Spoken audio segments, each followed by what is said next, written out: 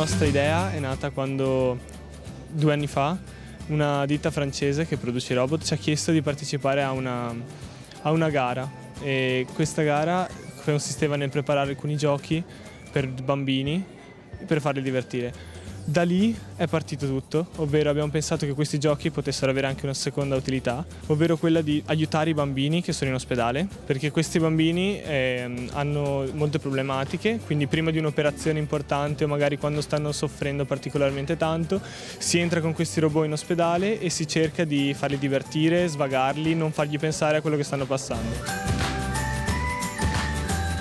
Ciao a tutti dal Giobbe Orienta.